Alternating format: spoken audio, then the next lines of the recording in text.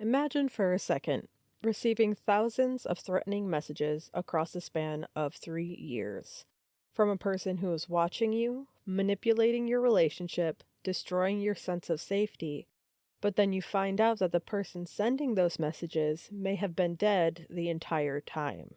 I'm your host, Hatter, along with Scoot. and welcome to Investigation. Wow. What an intro. What an intro!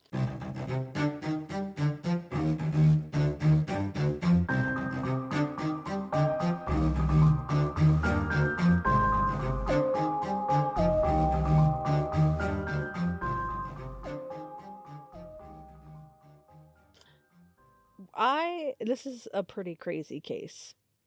And we're going to start by talking about David Kropa. Who is that? So he is the center of the story. Okay. And by 2012, David was attempting to rebuild his life. He had separated from his longtime girlfriend, Amy, who he had 2 children with.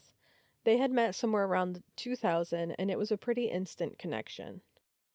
By all accounts, they basically had the American dream, but at the time, David worked days and Amy worked nights, and this caused the couple to begin to grow apart, and eventually they were just no longer happy together. Amy had felt ready to go home and move to Omaha, and David was not going to be somebody who didn't take care of his kids. So separated or not, he also made the move to Omaha. Okay. And he started over as a single man in Omaha.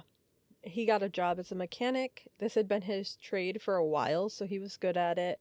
It was comfortable to him, and being in an already new place, adjusting to a new life, and on top of that, he didn't know anybody in Omaha. Yeah. So having a job that he already knew was nice. But with this new life and being single again for the first time, he embraced a lifestyle that many people entering a new chapter of adulthood might recognize. He was dating casually, meeting new people, avoiding the seriousness that often accompanies long-term relationships. And he was rusty at it. I mean, realistically, who wouldn't be after being together with somebody for like 12 years? Yeah, of course. But he figured he would give online dating a try. You know, he was just putting some feelers out into the pond. Friends often described him as easygoing and independent, so he also wasn't looking for a commitment. He worked hard, he enjoyed his freedom, and wasn't looking for any drama. He signed up for a couple of dating sites, including Plenty of Fish. And at first, he matched with no one. But after a few days, he did match with somebody. And the first person he met was a woman named Shauna Elizabeth Galliar, who went by Liz. Okay. He was immediately attracted to her, thought she was pretty. They set up a date together. Liz told him she was single mother of 2 kids that were actually the same age as David's kids. And both of them were also son and daughter. So they both had a son and daughter. So, Okay. connections already. Yeah. She owned her own cleaning company, and they both had a shared passion for motorcycles, heavy metal music, sci-fi movies. Overall, they just really seemed to connect. She was a fun, smiley kind of person. They would go out to bars together, and by the 4th date, they would spend the night together. David felt great about it. It was the perfect balance of companionship while still maintaining personal space. And from the first date, David was upfront and clear that he did not want a commitment and would continue seeing other women. So he was like, cool, we're both on an understanding. We're both just enjoying each other's company when we have it. Yeah. They continued seeing each other for about 6 months, and then he met Cari Farver. So while David was working at his shop, Cari brought in her Ford Explorer for maintenance. Instantly, he found her to be extremely attractive, and there was a spark between the two. Like they stood kind of close together, there was tension. A little flirty. But she was a customer, he was a manager of the shop. He thought that was the last he would ever see of her. After a few weeks, David scrolled through his dating sites and saw Cari's dating profile and reached out to her. On their first date, they talked about their lives, how Cari grew up in a pretty locally small town. She had a kid when she was pretty young and decided to go back to college to study. She was a very vivacious and warm person, and David even said that her spirit and her drive made her stand out amongst the other women he had met. Cari's mother, Nancy Rainey, would state that in Cari's late 20s, she was diagnosed with depression after having her son Max, and eventually diagnosed with bipolar disorder. She would be on and off of medication for a while because the meds often just made her feel numb, so she didn't enjoy taking them. I've heard that from, like, a lot of people. Right. Like, they don't like taking their medication because it makes them feel like that. There's a lot of depression medication that instead of, like, helping, it just kind of turns it off. Yeah. But by the time she met David, she was in a really good spot. She had her dream job of a computer programmer, and Max was even thriving in high school. Now, after the date, which went extremely well between the two of them, he invited her back to his apartment for, after dinner. You know what I mean? If you know, you know. Yeah, if you know, you know. And even though David noted that she was way out of his league, to his surprise, she said yes. Oh. Yeah. So the two got back to his apartment, and they hadn't even taken their coats off when someone rang the doorbell. It was Liz. She had stopped by to grab something that she had left there, but it was unannounced. So in an awkward moment, David was like, "Hey, I'm really sorry, like, my other girl is here." And at this point, he hadn't really talked to Cari that it was a non-committed sort of situation. So he was like, "Fuck, this is awkward. Like, I didn't know that she was gonna stop by." Yeah. But, like, Cari was pretty chill about it. She just kind of walked past Liz and started driving home. Like, she was like, "All right, whatever." Now, after Liz had left, David called Cari back and was like, "I'm really sorry. That was so awkward." And Cari was just like, "It's all good, man. I'm about halfway home, but if you want to come here, come here." So David was like, "Hell fucking yeah." So after David got there, Cari was like, "Listen, it didn't bother me. We're not dating. We're not married. This is just some fun between two adults." And for David, that was perfect. He was like, "That's exactly what I'm looking for." Like I said, he just got out of a 12-year relationship. He wasn't trying to commit to anything either. I mean, fair enough. Right. So both of them had the same expectations. It was something casual, companionship more than anything else. But what was nice is that Cari worked 3 blocks from David's apartment, so they started spending a lot of time together. Okay. She would stop over after work, stuff like that. And it wasn't all sex. A lot of the nights they would stay up talking, just really enjoying each other. Shortly later, when Cari was tasked with a big project in town, David offered for her to stay with him while she worked on it. Cari herself lived in Macedonia, Iowa, which was about a 40-minute drive. So it made sense, it would save her money, and I'm sure that the project was already going to be like a stressor, so it would probably save her some time in her day. Yeah. So she was like, "Yeah, that's great." They were staying with each other for a little bit. On November 13th, David got around for work and said he would see her later when he got home. But around mid-morning, he got a text from Cari that was pretty out of the blue. Like I said, they had talked about keeping it casual, so when she texted and asked if she could move in with him, he was like, "Whoa." Oh. Yeah. He... A little shooketh to the core. A little shooketh there. And he told her that. He's like, "Hey, I'm not really interested. We talked about this already. I've known you for 2 weeks." Yeah. Like, that's kind of crazy. That is crazy. So he was definitely not ready for anything more than what they originally agreed upon. Understandably. Exactly. What wasn't as understandable, though, is that she immediately responded with lots of profanity and saying, "Fine, you ruined my life. I hate you. I'm dating someone else. I don't want to see you anymore. Go away." Oh, she's crazy. I'm just gonna flat out say it. She's crazy. Obviously, David was blown away. As I am right now. Right. Yeah.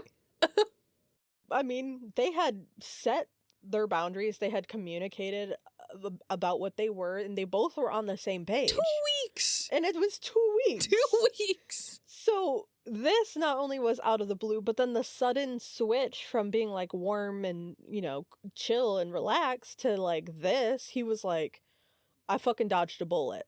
And that was his thought process. When he got home, Cari was gone. All of her stuff was gone. And he was a little sad about it at first, because he did like her. Yeah. But, moved on. About 2 days, though, passed before he would receive another text from Cari saying things like, "You are a bastard," and another one, "I'm going to destroy the things you care about." Oh, she's psychotic. Okay. In the message... All right. All right. And the messages just really were ramping up over time. And at first, while David was getting these messages, Cari hadn't been communicating with her mother at all, her mother Nancy. Nancy didn't really think much about it at first, because she was like, she just got into a new relationship. There's a lot of things I didn't tell my mom. So she thought that maybe it was just like the new relationship. She just wasn't as, conversational. But after a while, when Nancy still couldn't get a hold of her daughter, she felt strange about it. So she did report her missing. Because she hadn't seen Cari. She just couldn't get a hold of her anymore. So she was like, nah, something's wrong. Now, once the police found out that she was diagnosed with bipolar, they explained it away, saying it happens. If they stop taking their meds, the behavior can get erratic. Maybe this was what started the messaging. Maybe she went off her meds and then had this like weird breakup and it kind of spiraled for her. Right. Yeah.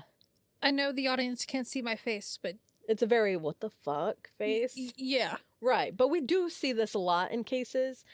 And it's not like totally, I guess, out of the realm of possibility. If she did go off her meds and she started to go into a manic episode, it would make sense for the text messages. Okay, you know what? To play devil's advocate, okay. Right. I see it. I don't think it would really make sense for her not to be reaching out to her mother still, though. Yes. Because, like, I get maybe being a little bit, like, on the more aggressive side with the person that she just broke up with. Yeah. But to not reach out to your mom feels very weird. Yeah.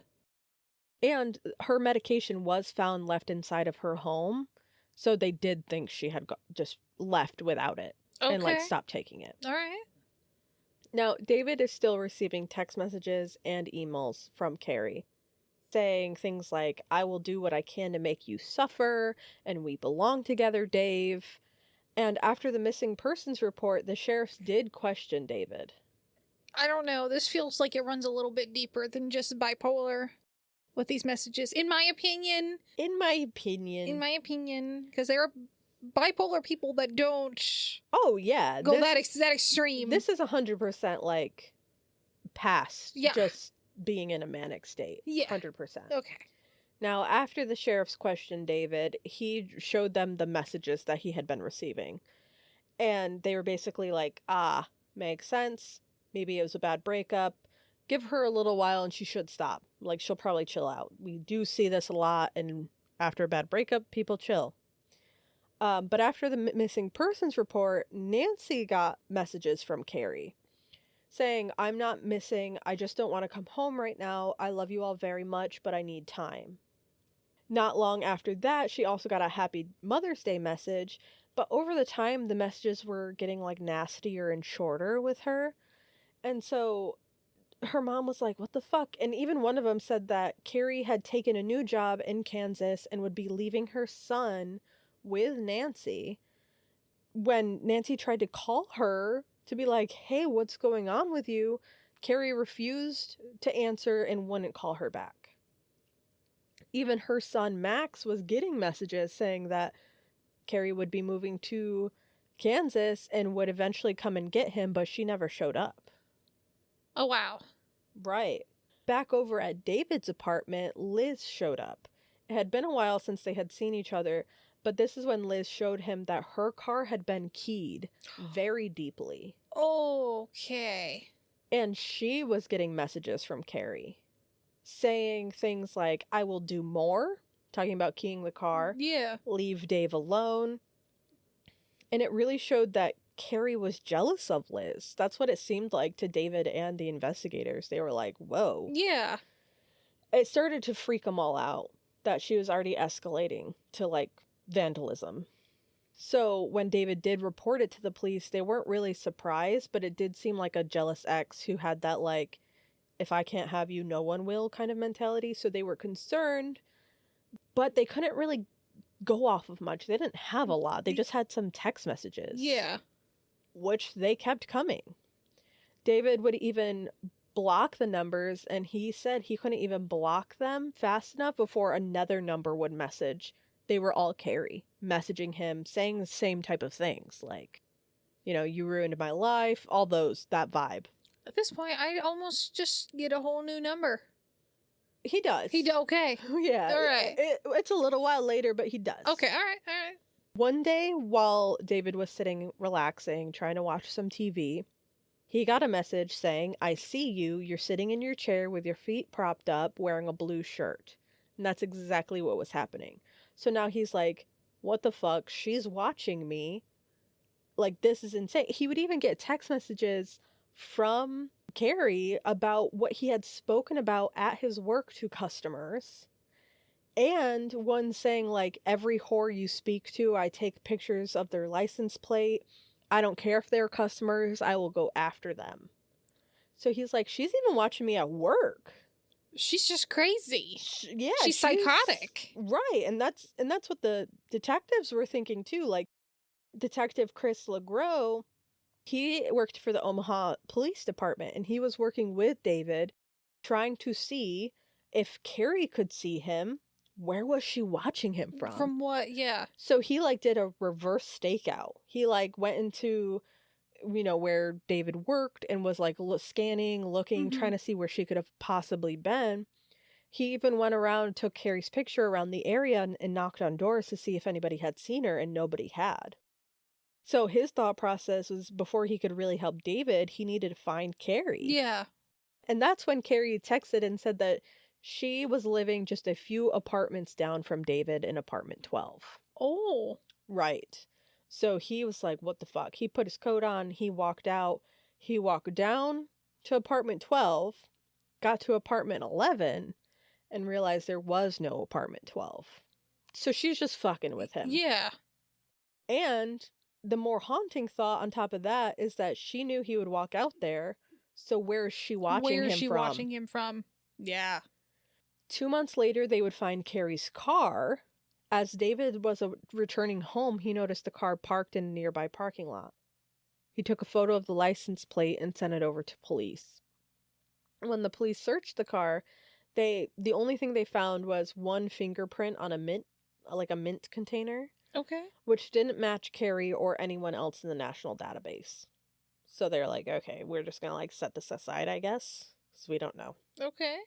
The messages continued, finally 5 months after Cari seemingly vanished, because nobody's seen her, but everybody's getting texted. Yeah. Nancy got a call from a man saying that Cari was at a homeless shelter and wanted Nancy to pick her up.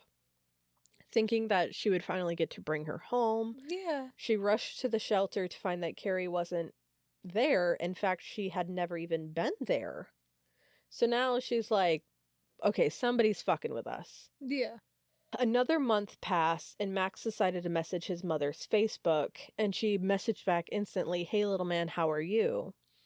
But when Max asked her to answer some personal questions to prove that it was her, she never answered him. So it was just very weird. Everybody's like, where the fuck is she? Yeah. And it would continue getting worse. Cari would send David a video of her being inside of Liz's house, saying, I wonder if she's here.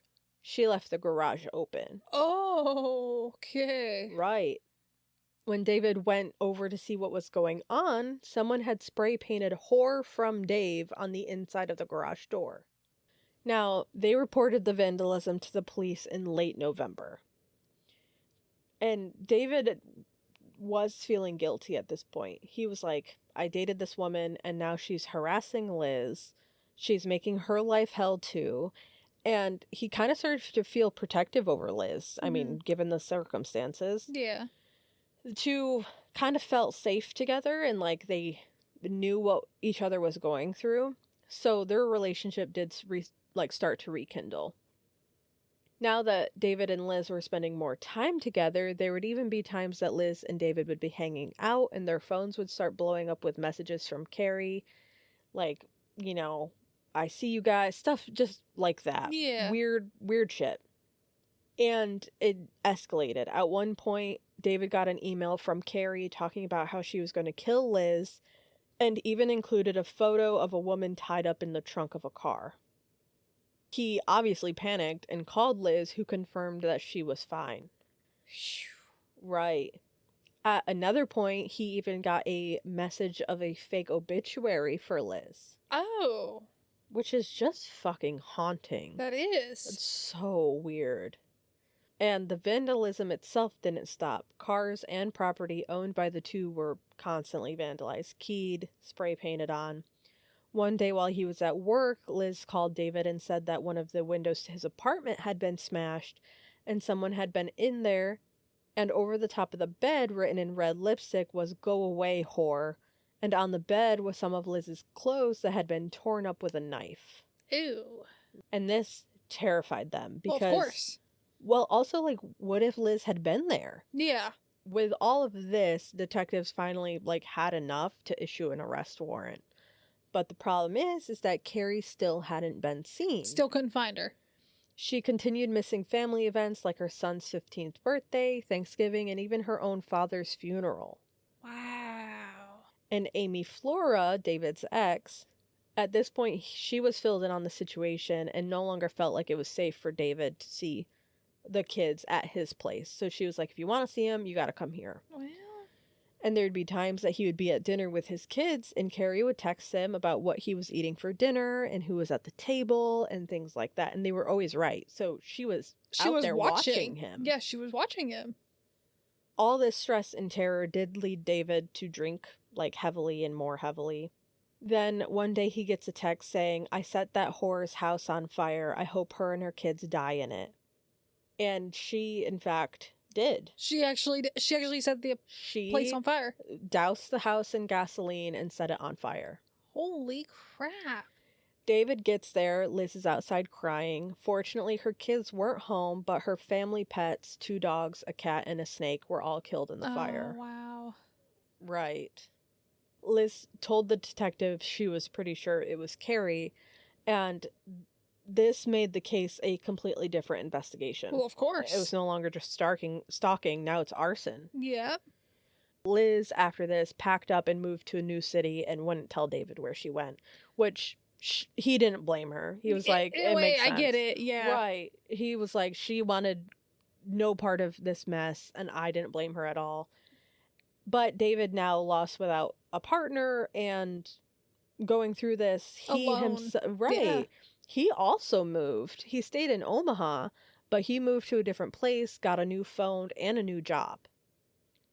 And it worked for a little while. I was getting ready to say, By spring in 2015, so this had been, she still had not been seen by anybody, but a new investigative team picked up the case. Detectives Ryan Avis and Jim Doty of the Pottawatomie County Sheriff's Office had heard of the case around the office in general, but hadn't worked on it. But they were so intrigued by, like, the messages and the random vanishing that they volunteered to take it on. Of course. I mean, it's bizarre. Right. Yeah, everybody's like, what the fuck? But they wanted to approach it by 2 different angles. Doty was going to investigate the case as if Cari was dead already, and Avis would investigate it as if she was still alive. Mm-hmm. And they were determined that they were both going to prove their angle, so they were going to do their best to prove their angle. Yeah. And so they went and talked to Nancy, who basically insisted that she didn't care at this point if Cari didn't come home, but she wanted to make sure that she was safe, or if she was sick or hurt, if she needed help. Yeah. And that struck a chord for the detectives, so it turned from, like, a intriguing, bizarre case to, like, wanting to provide answers for her mother. Yeah. And this was when David finally felt like it was safe to get back on a dating site. It had been a while, close to almost a year after the fire, and Liz had moved on, so he was like, well, why don't I? He chatted with a woman, set up a date, and went to meet her. At the restaurant, he waited for long enough time that he figured he was being stood up, when that woman that he had set up the date with messaged him and said, "This is Cari, fuck you." And so it's starting again. It's starting again. And it escalated even more this time, because this time Amy, his ex, became a target. Oh. Mm-hmm. Okay. So someone who wasn't even involved in the first place is now becoming involved. Yep. She started receiving messages from Cari just like the others had been. Things like stay away from Dave, and even that Cari started to involve her children. While at the park with her kids, Cari texted Amy about how her boy was on the slide and she was pushing her daughter on the swings. So now she's watching Amy. Yeah. Quickly, the family went home, but the texts didn't stop, including one that said that Cari was going to slit her kids' throats while they slept. Whoa. Right. So, fucking escalation beyond escalation. Oh, yeah. It just keeps going up a level. Mm-hmm. Now, David's dad had bought David a pistol for protection because of this, because it just kept getting worse and worse. I mean... Yeah, they're literally just, like, waiting for something to happen. Yeah. And detectives are still trying to find Cari, but none of her stuff had been touched. Like, any of her stuff in her apartment, nothing. But this included her checking account. So they went through the records and realized that, like, the day after she was last seen, she had, like, a few charges to her debit card. But then after that, her checking account has literally not changed its balance since then. Which is weird. Like, no adult is going to do that. If you're going to up and leave, you're going to get your money and go. Usually, yeah. She had a good paying job, too. She was a computer programmer. Yeah. So, like, she had a decent amount of money. So, with that realization, this did leave the detectives to concluding that Cari was not missing, but was in fact dead. Wow. Which brought the chilling possibility that if the woman blamed for years of harassment was actually a victim, who's behind the text messages? Who's texting? Who's setting stuff on fire? Who's, I mean, all of the things that's been going on. Keying cars. Yeah. Like, so the detectives did find themselves back with Cari's mom because they wanted to let her know, like, we don't think your daughter vanished on her own. Yeah. And she said that not only did she already feel like her daughter didn't leave on her own, but it was the first time that she felt like the case would be investigated in a different way. Yeah. And could actually lead to answers for her. Now, because of this, they had to find out who was behind the messages. Of course. They have to find the culprit. Right. So they brought in their colleague, Anthony Cava, to weigh in. Since all of the forms of communication had been electronic, Cava was a digital forensic administrator at the sheriff's office. Ooh. Well, and this is a side note, but, like, in the documentary that I watched, because there's one on Netflix, he, like, first comes on and he, like, sits down in the chair and he starts talking about, like, what he eats and drinks every morning. And then he's like, if it's not apparent, I'm on the spectrum. And I was like, and I laughed because, like, as an autistic person, I was like, my brother, but also because he was like, I actually think that it helps me with the investigations and, like, pattern recognition and all that. And I was like, that makes so much sense, actually. A ton of sense. So he spent hours combing through all of the digital evidence that they had. And he stated, we knew these messages don't really seem to be coming from Farver, Cari, or the imposter who's pretending to be Cari, sent Dave about 15,000 email messages over those 3-year span, and it might have been upwards of 25,000 to 50,000 texts in all. Wow. Right, and it's not just David who's getting messages. No. It's everybody in his life. Yeah. Anyone involved in his life. Yeah. Essentially. Cava went on to state that whoever was pretending to be Cari got more and more sophisticated in the way that they were doing it to try to hide their IP address and to try to hide their real identity. But he knew there would be an IP address that would be the key to unlocking the case, so he actually wrote a program for this. He called it Dex, and he would run questions through the program to uncover a pattern. Out of millions of IP addresses, he asked how many were unique, which brought it to 13,000. Then he asked for the top IP addresses, and that narrowed it down to 10. But the very top one that they saw the most belonged to a house in Council Bluffs, Iowa. It was a home owned by Todd Butterbaugh. Okay. Which was a huge shock for Anthony Cava, because Todd worked at Pottawatomie County, and Anthony Cava was his boss. Whoa. Hold on a minute. So you mean to tell me that somebody on, like, essentially, like, in the, like, don't want to say police force, but, like, IT. Yeah. Mm-hmm. Yeah. He owned the home that the IP address was linked to. Now, the investigators were like, it kind of makes sense. Like, you have somebody who works in IT, and the case is mostly digital. Yeah. Like, they're hiding their IP address. He wouldn't have the knowledge to do that. But he did have an on-again, off-again girlfriend who had lived with him since her house had burned down. Hold on. Wait a minute. Mm-hmm. No, continue. Hold on. No, go ahead. She can't make up her mind. Hold on a minute. Wait, no, wait, I don't. The on and off again girlfriend was in fact Liz. Now, Liz had been believed to be a victim originally.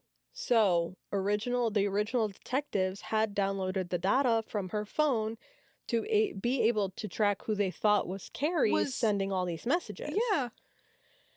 The current detectives would go through these records and find a photo of Cari's Ford Explorer, which included the metadata that showed the photo had been taken about a month before the police even recovered the vehicle. So she knew where the car was the entire time. Wow, I'm sorry. Hold on. I'm sorry. I'm just very mind blown at the moment. Liz. It was Liz all along. Liz was connected to all of the messages at this point. Oh my gosh. But they still don't know where Cari is. Yeah, Cari's still missing. I mean, Cari's dead. Cari's dead. But yeah. Wow. Yep. Liz killed Cari, clearly. I mean, obviously. Right, okay. Yep. In my eyes, at least. Like, we're not done. I know we're not done. I'm already just speculating at this point with the knowledge that I have. Yeah, no, it tracks 100%. Yeah. For sure. They also matched the fingerprint that they found in Cari's car to Liz. And they would put a tracker in Liz's car because they're like, we're onto you. Like, we can't link you to the murder or anything of Cari, but like, you were pretending to be her for 3 fucking years.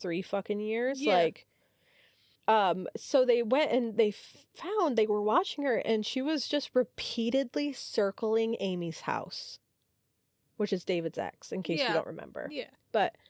And at the same time, David goes home to find that his gun has been stolen out of his home. No. December 5th, 2015, someone calls 911 and says that she's been shot in the leg at Big Lake Park in Council Bluff, Iowa. She was walking alone at night when somebody shot her, and the detectives immediately panicked and thought it was Amy who had been shot. Understandably. The 911 call, the woman said that she didn't see who it was, but she knew it was female. But then Liz was rushed to the hospital with a gunshot wound in her leg. She did it herself. She shot herself in the leg. She shot herself in the leg. She shot herself in the leg. She does. No, she did. Yes. She shot herself in the leg.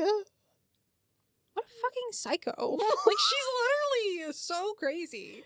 Like, you also have to think, dude, she burned her own house down. She burned her own house down. Killed her own pets. All of her own pets. And possibly at risk of her own children, depending on if her children had been there at the time. Right. I mean, she said, since she did set it herself, I would assume she made sure they were out of the house. But still, there's that chance. Right. Like, also, like, you killed your own fucking pets? Fucking crazy, dude. What was the reason? Right. What was the reason? She told detectives that she thought it was Amy who had shot her. But the detectives even were like, Yeah, okay. we know it was you, but we'll play along. All right. But the police still did have to go bring Amy in, For at the questioning. very least. And Amy remembers, like, hearing a knock on the door, opening it, and just seeing police officers with their guns drawn. And she was like, I'm going to jail. Like, I don't know why, but I'm going to jail. She was like, girl, I feel that. Like, now, Liz, at this point, had made several complaints, though, that she thought that Amy was the one behind the stalking. So when police talked with Liz after the shooting, they told her that they believed her and that Amy was a prime suspect. But in truth, they knew that Liz had shot herself after stealing David's gun. Yeah. And then to not only set up Amy for the shooting, but also for the murder of Cari Farver. So, now they needed to play along with Liz's theory. Of course. Because they were trying to get Liz to give stuff up because they don't have a body. They have nothing. They just have, like, these digital records of that she was impersonating somebody. No, but they wanted to get her on murder. Yeah. So the detectives asked to download the data from her phone again so they could review the messages supposedly from Amy to Liz. Yeah. And she agreed, which they were astounded by, but Liz definitely believed that she was smarter than the detectives. Yes, she thought she was outsmarting them. Mm-hmm. And they would discover that on her phone, she had over 20 to 30 fake email addresses that were all somehow tied to Cari Farver's name. She also had an app so she could schedule messages that would be sent out. So she could be sitting in the same room with someone and receive messages at the same time. What a nut job. Right. I mean, I'm dumbfounded at the moment. That's how, from David's point of view, they would be sitting next to each other and both be getting messages bombarding them from Cari. Yeah. They also did, the detectives also asked Liz to reach out to Amy and see if maybe Amy would tell her anything about what happened to Cari. Mm-hmm. And it didn't take long before Liz fabricated emails that she said were from Amy, saying that Amy was the one who shot Liz. And the detectives at the time had David move back in with Amy. And they told him, like, hey, you should do this so that way you can be there and protect your family. Yeah. But they did have an ulterior motive because they were like, once Liz finds out about this, she's going to flip. Yeah. And that's exactly what happened. Liz called into the police department absolutely irate that not only could Amy shoot Liz and kill Cari, but then she gets to move in with Dave. Like, how does that fucking work out? And so the detectives were like, listen, Amy's not talking to us. She's not giving us anything. Yeah. We need more proof of the murder to be able to arrest her. Yeah. Or AKA you. Right, exactly. This is all a ploy. In return, Liz once again fabricated an email and sent it forward to the detectives containing graphic details of how Cari was murdered, including that she stabbed Cari 3 to 4 times, then stuffed her body into a garbage bag, parked in an abandoned lot, covered Cari with a tarp, and burned her. Oh my gosh. And that was just some of it. Like, that's not everything. That's not everything that she did to this poor woman. Right. Wow. And the emails also placed Cari's car as the crime scene. So the car would be gone over for not a second time, but a third time to try to find anything. And at first there was nothing. Again, so they're like, what the fuck? Yeah. But then they were like, okay, well, if Cari was in her car, she'd be in the driver's seat. And if she was stabbed, so they took all the fabric off of the seat and then tested it for blood. And there was, in fact, the cushion was soaked in blood, basically. Anthony Cava, our digital forensic administrator, he went through the original messages and said that he estimated that Liz would have spent 40 to 50 hours a week impersonating Cari. That is a full-time job. Literally. More than that. Like, impersonating someone? To impersonate a dead woman. Like... That you killed, for that one you thing. killed. To bring Dave back to you? Like, that seems to be the only goal that I can see. But even then, like, after a while, she was like, I'm done. She burned her own house down and left. Yeah. So, like, what really was the point? What was the whole point in this? Yeah. The detectives also would find the photo of a woman who had been tied up, which had been sent to Dave. I don't know exactly where that stems from. I don't know if it was just a photo from online. I don't know if it was a photo of Cari that was, like, disguised. Like, you couldn't tell who it was. I mean, it could have been. Right. For all we know, with how crazy she is. Yeah. And she did take pictures of Cari. No. We'll get to that in a minute. They also discovered a video recording that showed someone walking outside of David's apartment, and it had been uploaded to YouTube under Cari's name, but it was tied to an IP address registered to Liz's house. Ooh. Which is just weird. Yeah. Like, that's a very bizarre way to stalk somebody, is to upload a video of you walking outside their house to YouTube. That is strange. Weird. Yeah. Because the murder took place in Omaha, the Omaha Police Department needed to be involved. So Detective David Schneider was brought in, and he confronted Liz with all of the evidence. And while Schneider was interrogating her, Avis and Doty got a warrant for Liz's apartment. Inside, they found some of Cari's possessions, including a digital camera and a camcorder, which they believed Liz had stolen from Cari's home. On the camcorder, they found a video of Cari talking about how someone had vandalized her car, and it was dated, timestamped 2 days before she disappeared. No. So basically, after the 10-second interaction of Cari passing Liz in a hallway, even David was like, they maybe made eye contact for 3 seconds. Yeah. Liz started stalking Cari and enough. vandalizing her stuff. Yeah, that was enough. Also, I'd like to go ahead and just apologize to Cari for calling her crazy and psycho. Right. Because this whole entire time I thought it was Cari. So I just want to go. Yeah, I know. Well, but that's why I also, because so did the detectives. Yeah. So, like, to really understand how insane this case would have been to follow, I had to set it up like that. Yeah. And, but still, I still want to throw out an apology. I feel like I need to apologize. That's why I didn't add. That's why I wasn't like, yeah, she was, because I was like, I know what happens, you know. and she's not. You do, yeah. But finally, at the end of December, Liz was arrested and charged with first-degree murder. But it wasn't an ordinary case. Obviously, they have no body. Yeah, there's no sign of her. Mm-hmm. Even the prosecutor said that it was the most difficult case she had ever tried. Oh, yeah, because usually without a body, it is almost near impossible. Right. Yep. I mean, you have to take this story of not only somebody spending that much time to impersonate somebody, but also she had to convince, like, people that this woman was willing to kill her own pets, all for this weird motive, and that she shot herself in the leg. She shot herself in the leg. Like, if somebody walked in and presented that case to me, I'd be like, yeah, fucking right. Yeah. There was no crime scene, there's no body, there's not even a murder weapon, so it's like, ugh. And the defense moved to have a bench trial instead of a jury trial, which basically just means that the judge would decide the verdict. Yeah. And he said that it was done to try and get the case moved up so that it could be tried before they could find a body.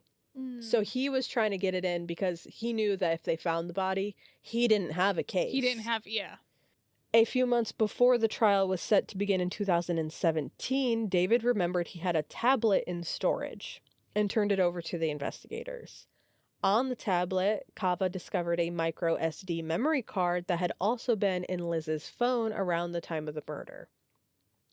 The SD card had thousands of deleted images, all of which he was able to recover.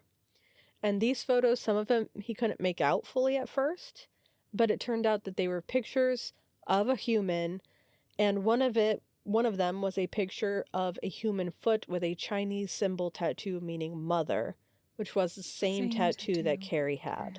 Oh my gosh. This led detectives to realizing that Liz had killed Cari, then took photos of her body. That is disturbing. Which is, yeah, just, that's the only word, is disturbing. That's just disturbing. It's just so weird. Like, ultimately, though, Liz was found guilty in 2017 and sentenced to life in prison plus 20 years for the arson. Liz remains at the Nebraska Correctional Center for Women, and to this day she maintains that her innocence is there and claims that Cari's real killer is still out there. But Cari's body has not been recovered still. Oh. Nancy Rainey had never accepted the explanation that her daughter had simply walked away. Yeah. And in a lot of ways, her persistence did help keep the investigation alive. Mm-hmm. Unlike many family members in high-profile cases, Max Farver has managed to stay out of the public eye, which good for him because, like, he was a kid when this all started going down. Yeah, of course. And that is tough, not only to go through this, but then especially to have the media jumping down your throat all the time. Yeah. Ridiculous. But there are a few public statements describing his reaction to the verdict and stuff like that. However, the impact of the case on his life overall is pretty difficult to overstate. Oh, I'm sure. I can imagine. Right. Now, also, for years, David believed that he was being stalked, and he lived in terror.